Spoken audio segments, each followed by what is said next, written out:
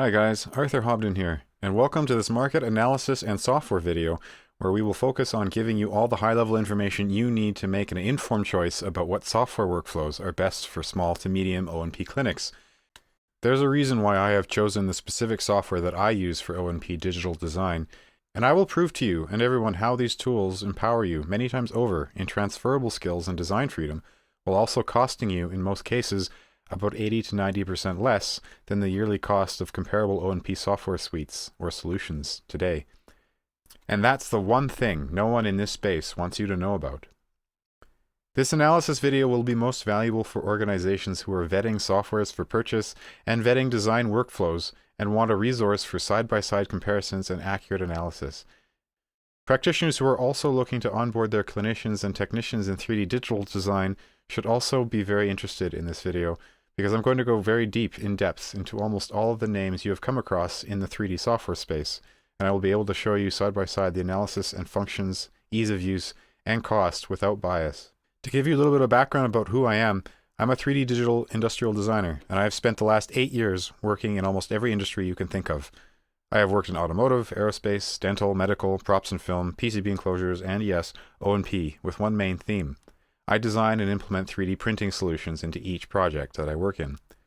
Through intent or not, I have not specialized in one particular field of design, and have had to, as a result, learn many of the 3D tools and softwares out there, as each industry requires very different tools and outcomes.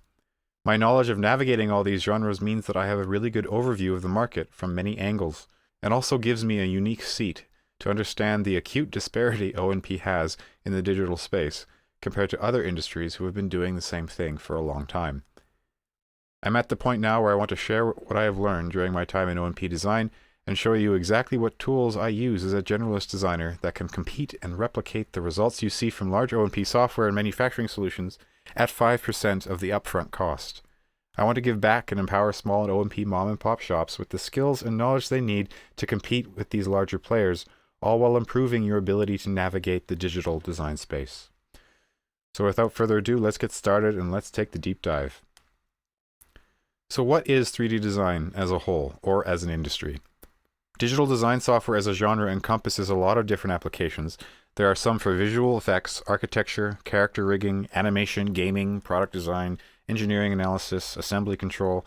Each software has a specific end goal in mind and have tools unique to each application. For example, engineering softwares have very precise measuring tools. In character design, next to none. Architecture software is great for creating 2D drawings, but terrible at creating 3D files for printing.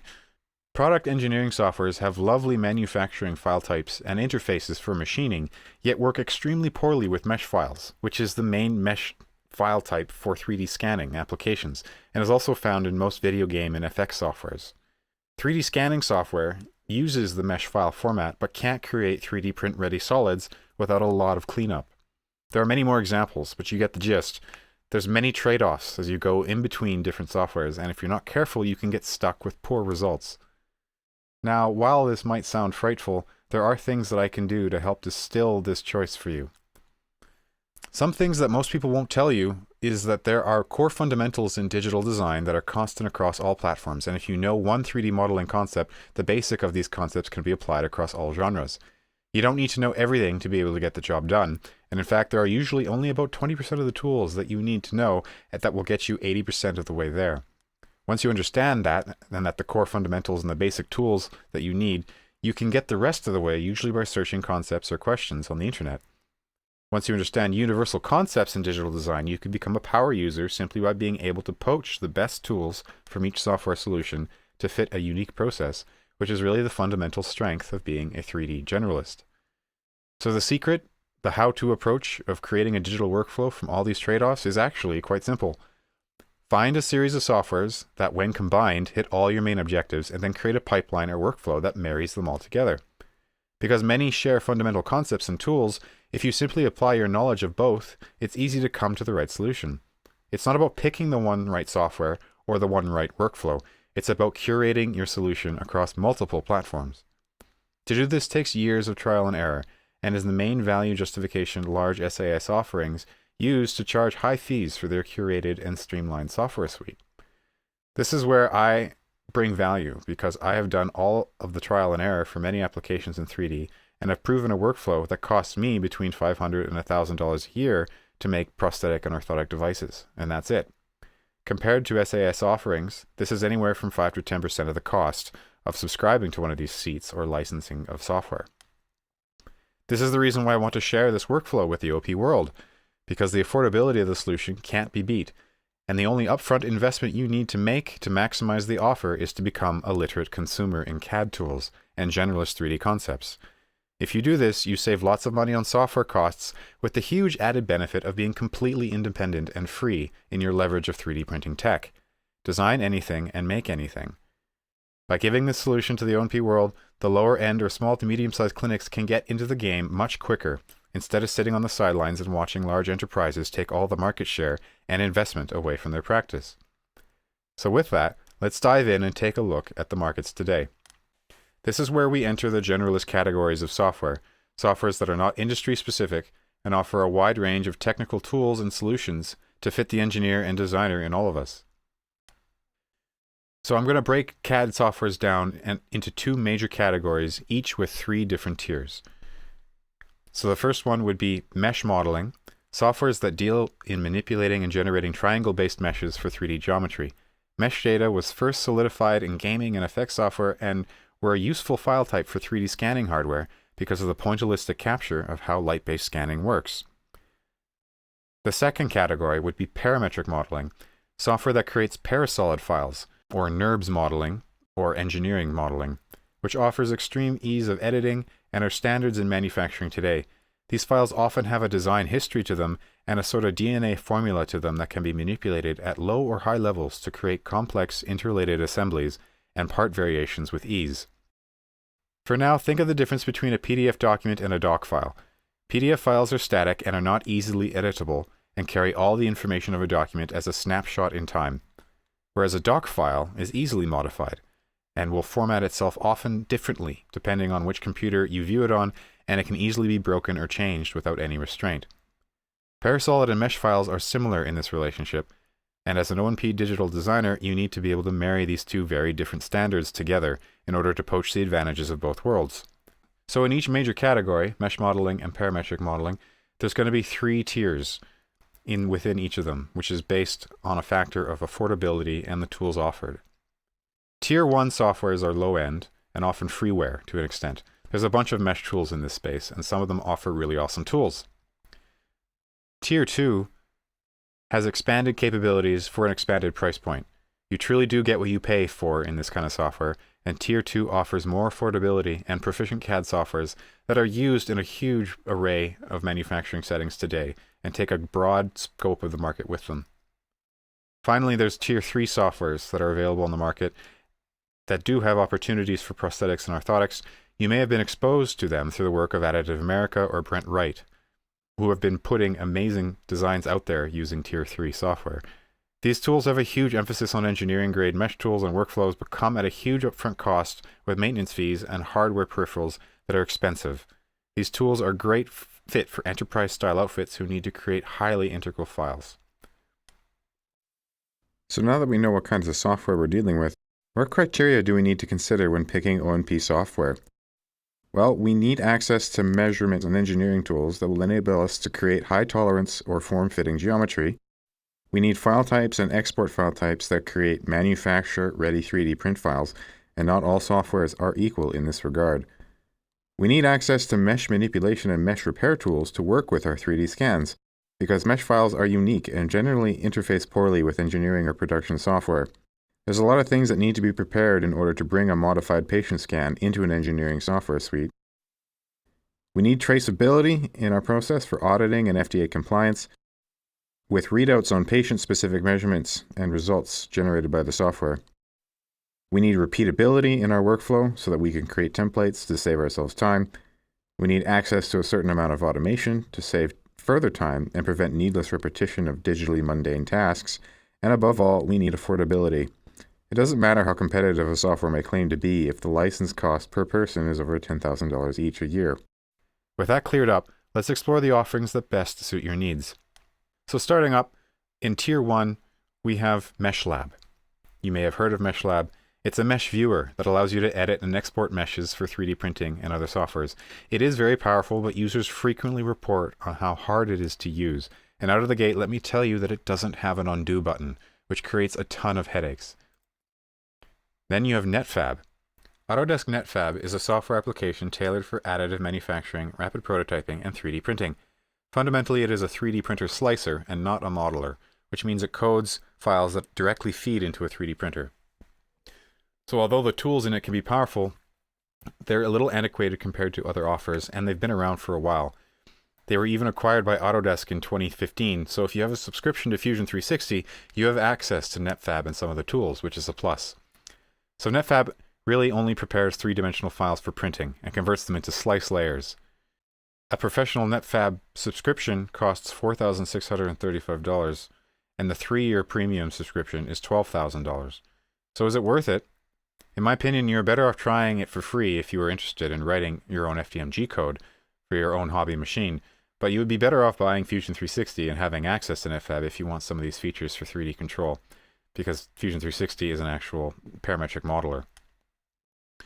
One of the most famous and free softwares out there in the freeware world is Blender. Free industry standard open source 3D programming. Blender is off-genre for our purposes, so I will only briefly touch on this one, as it lacks some key areas that we would require for success in O+P Digital Design. But in case you've heard of it and are considering it, Blender is a program for video games, animation, particle effects, 2D cartoon animation, and so much more. It's completely open-ended, and anyone and everyone has written custom code and tools for Blender to achieve some pretty amazing custom outputs. It has an amazing community and is used in a variety of content applications, including some 3D printing. It's been in 3D printing since 2002, mainly in films and props, and characters and monsters. It is a stronger suite of mesh sculpting tools and is great for artistic shapes.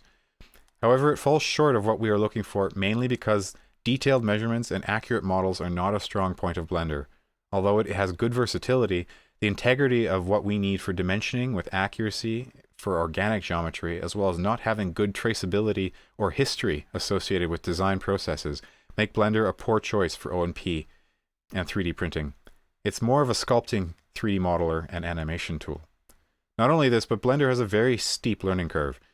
It does it all, which means it has all the buttons you have to go through and find and learn how to use and in which order. Finally, Meshmixer tops this list of Tier 1 freeware. Meshmixer is a true mesh editing platform and has some very powerful tools specific to O+P, including one of the only free solutions out there right now that can create lattice files for 3D printing. Meshmixer was the original go-to software for bad 3D printed models, and it is used very successfully in mesh sculpting and repair.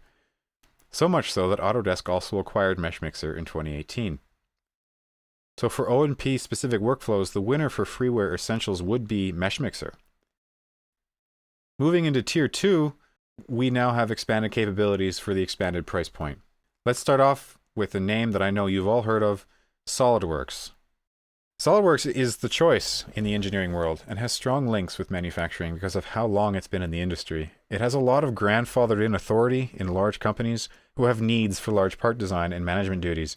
Solidworks makes 2D and 3D drawings of part files and is very good at prismatic modeling.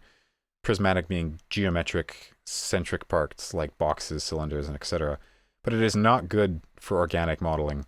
They have organic modeling modules that you can purchase, but at a large premium, and at the end of the day, they are not known for their prowess. Some other things that you should be aware of in relation to O+P specific needs, one in particular that is a deal breaker for me, SOLIDWORKS cannot work with mesh files. Yes, SOLIDWORKS can open and view some mesh files, but they need to be under 10,000 faces, which is completely unaffording. Even if you do get a mesh inside the workspace, you cannot use it with any of your tools, and it serves only as a ghost image so that you can reference it if you were building around it.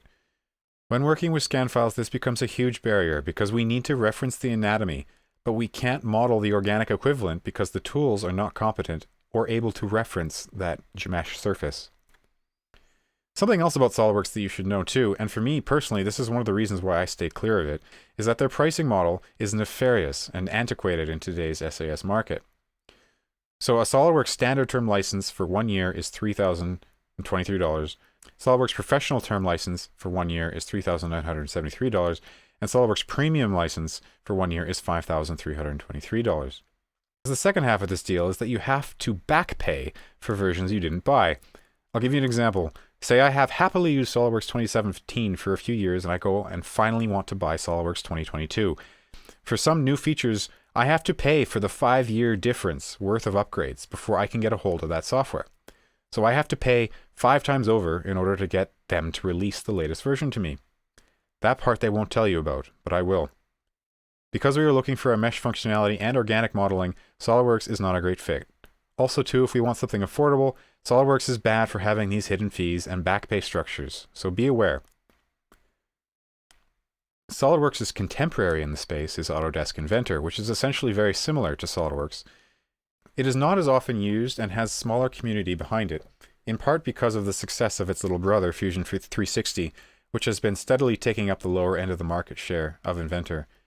Inventor has specialties and a strong community around CAM, and has very strong and well-built milling and toolpath software to run almost any machine on the market. But again, we run into the same problem as SOLIDWORKS. STL files can be imported into Inventor using the open command. The obtained model is a 3D mesh which cannot be edited in Inventor or converted into workable objects. Inventor does have organic modeling tools like direct modeling, NURBS, and T-spline tools. However, they are not robust enough in my experience to meet the demands of what we will be looking at in O+P specific software. Inventor clocks in at $2,085 a year for a standard license.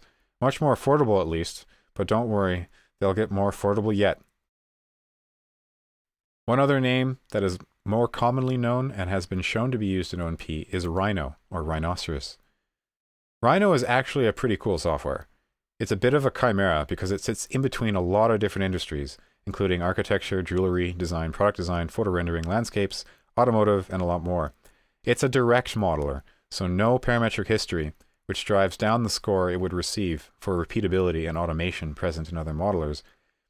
If you are familiar with AutoCAD, the user experience is very similar with a command line that you can input whatever you're looking for instead of actually going to search for the button.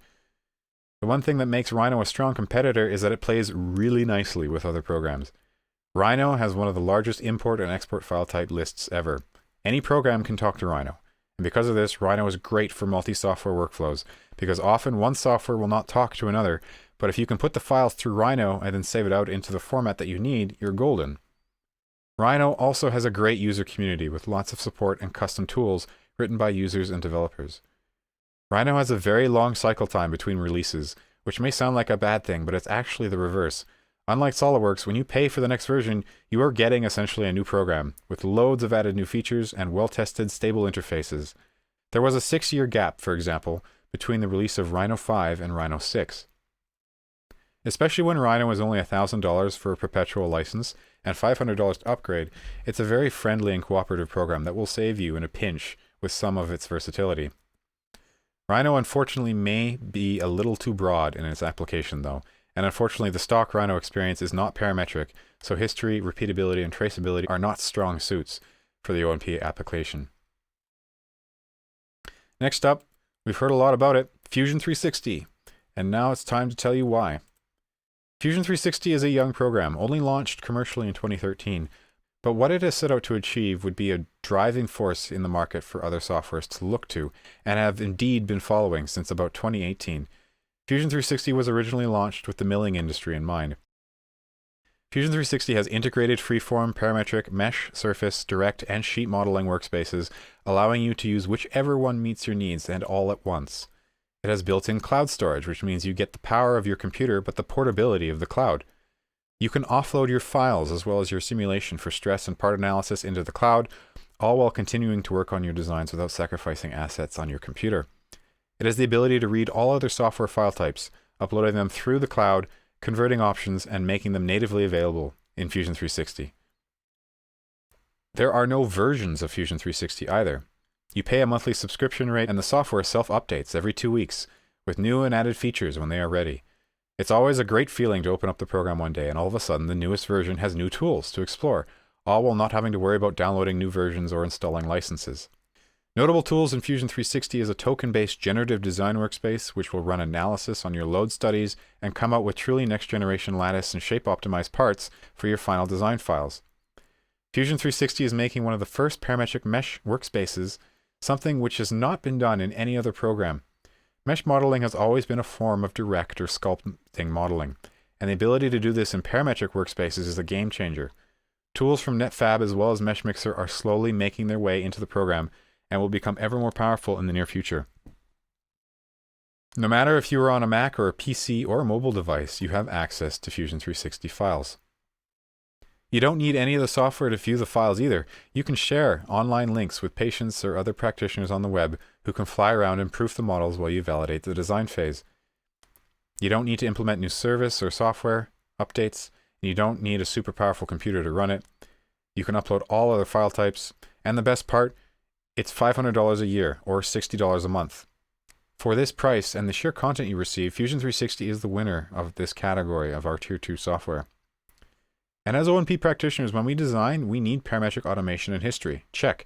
We need freeform modeling and organic surfacing. Check. We need mesh files and mesh data manipulation. Check. We need 3D print-ready file formats and industry compatibility. We need affordable price points. We need affordable hardware specs with no IT overhead. All of this is a check on my list. The list goes on too. If you haven't already noticed, I've been using and following Fusion 360 since it came out, and in my time in the field, Fusion 360 is the one software I keep coming back to. For its versatility, affordability, and sheer scope of its use, as a practitioner, Fusion 360 should be your choice of parametric software able to receive and edit mesh scan data, on top of giving you engineering-grade design tools. There are some slight drawbacks right now with Fusion 360, one being that the mesh workspace is functional but not super developed yet, as it was officially released only last year. However, mesh workspace tools have been indirectly available for years prior. With Autodesk acquisitions of mesh programs like Meshmixer and Netfabb, there's no secret that more is coming in this regard, and otherwise Fusion can be complemented very well with another program that is more suitable for meshes. But like I said before, right now Fusion is best complemented with a good mesh editing software, and I haven't introduced mesh-specific softwares in Tier 2 yet. Let me now introduce to you the outlier on this list, but arguably one of the most powerful and comparatively cheap, Zbrush. Zbrush is a mesh sculpting program that has been traditionally used in video games and video effects, but has rapidly expanded into 3D printing as a result of how it has been pushed into the space by their users. Other industries that use Zbrush are jewelry, illustration, and medical anatomy. Zbrush is truly one of the most powerful softwares on the market for mesh detail and resolution, bar none.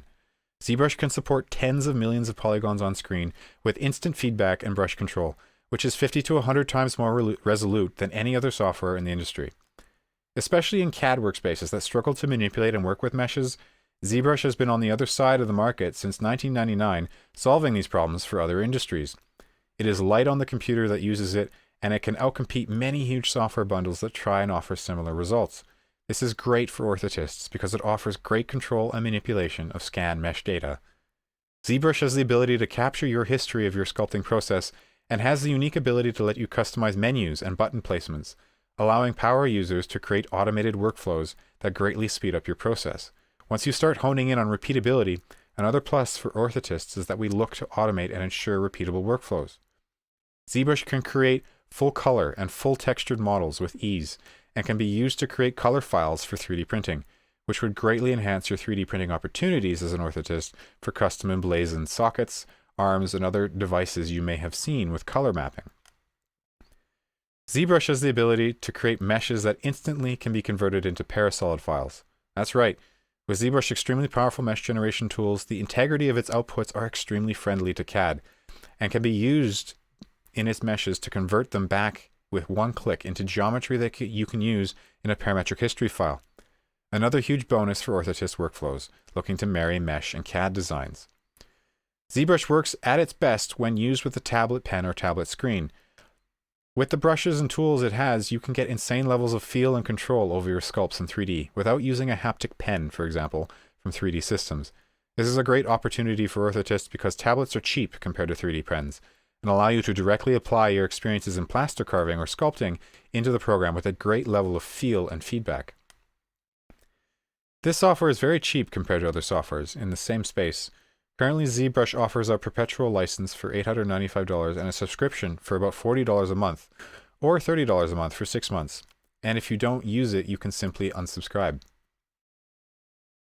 One other huge bonus to Zbrush is that it's such an artistic program used by creatives in other industries that it has unique workflows that make anyone with applicable art skills to directly apply their skill set into the program. If you have skills in determining 3D anatomy, sculpting or carving 3D anatomy, i.e. character creation, or even concepts in art and design in general, these skills directly apply in this program, and it provides tools that help you exploit these skills. Because orthotists are always carving and modifying anatomy, ZBrush will give you a direct outlet to apply those skills to learning your software workflow. Now let's talk about some of the downsides of ZBrush though, because there are a few that we should point out. ZBrush to learn is extremely difficult if you start from scratch. It's very frustrating, and it's because ZBrush does not follow any other software convention out there. Simple things like opening a file, for example, are fundamentally different from all other softwares, and its workflow is so hands-on with sculpting brushes and tools that have analog artisanal equivalents that it does things its own way to achieve its results. So if you are from a software background, ZBrush will stump you without the right help. ZBrush has only indirect ways of taking or creating accurate measurements of 3D printing. It can work at manipulating anything given to it at a scale from a CAD program, but when it comes to natively creating extrusions or tolerances, for example, ZBrush does not offer good tools for this currently. Instead, ZBrush needs to be complemented with a CAD program in order to work with accurate measurements. ZBrush does not offer an academy or a company-supported learning, rather relies solely on its community-generated content, which, although huge in its scope and application, can muddy up or confuse anyone looking to get into specific workflows for the software.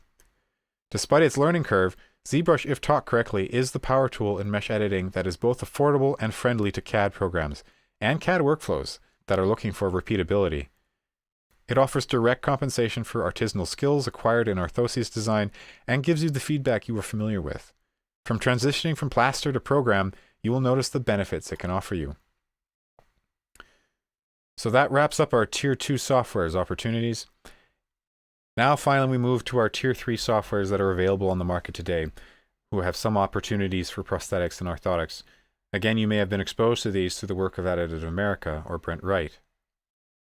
One of these programs is Geomagic Freeform, or Geomagic Design X.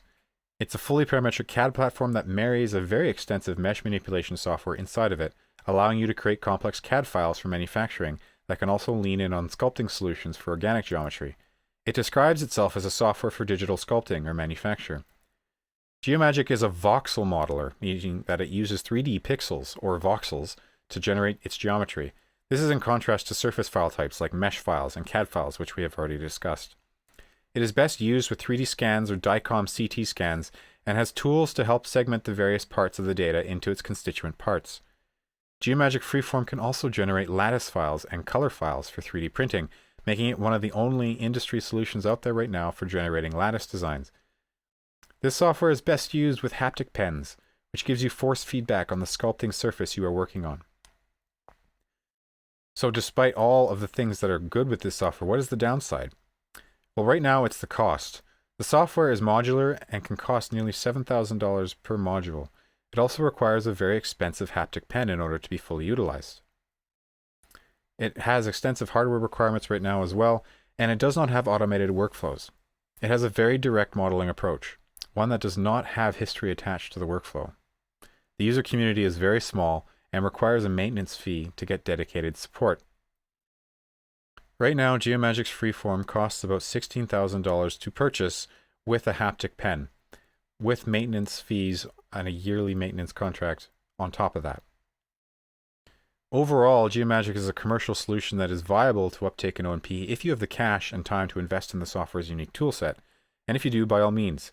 But with so little of the industry using it currently, it becomes a high risk or cost option unnecessarily, especially because, speaking from experience, I'm able to do 90% of what Geomagic can do in a program like ZBrush, for example, which does also create CAD workflows and automations that may not be fully present in Geomagic. Another great Tier 3 software to look into is Topology. Topology is a voxel-based modeler specializing in creating lattices. It has unparalleled control over their generation. It has extremely repeatable and automated workflows and has highly integral file types, error-free geometry, and print-ready demands. The cons of this software, though, is that it's very expensive. $10,500 a seat, plus $2,500 a year as a maintenance fee, plus yearly renewal of $5,000. To fully utilize this software, you need complete knowledge of advanced math formulas, engineering concepts, and mechanical material properties of your chosen medium. You also need a full-on CAD package before even entering this platform to design your designs in it first. Really powerful but open-ended software that is still finding its own. It was only released in 2015 and is still rather young. Concepts and devices are just starting to be proven in this field and has a very small user base. And Topology is a software to watch out for in the near future, but until more specific solutions are made and released in O+P, the language barriers come down to terms of engineering concepts and advanced knowledge of math that are needed in order to run it, and the learning curve of this program as a result is very steep. So that wraps up our breakdown of all of the different softwares that are on the market today and some of the opportunities O+P can expect to see by looking into each of these softwares. Personally, the two winners for me are Zbrush and Fusion 360, which is the best marriage of getting the best of mesh modeling in Zbrush with the best of parametric design and interface comparison between Zbrush and Fusion 360. Fusion 360 can talk to Zbrush and vice versa, and with the automated workflows Zbrush can afford you by creating custom menus, with the parametric and engineering measurement tools that Fusion 360 offers, provides an unparalleled experience compared to higher level softwares that would charge you thousands of dollars. Also, and compared to SAS offerings, you can create every device type and create automated workflows for every device type using one or two of these programs. Instead of subscribing 4 times to 4 different software suites to make just 4 different device types, you can subscribe once to a software that costs 5 to 10% and do all of those things in the same program. Become a power user in these two softwares and greatly enhance your ability to leverage 3D printing and expand your skill set into applications other than O+P. I hope this breakdown has helped you and will help you make the choices you need to move forward with your small to medium-sized O+P clinical practice going digital.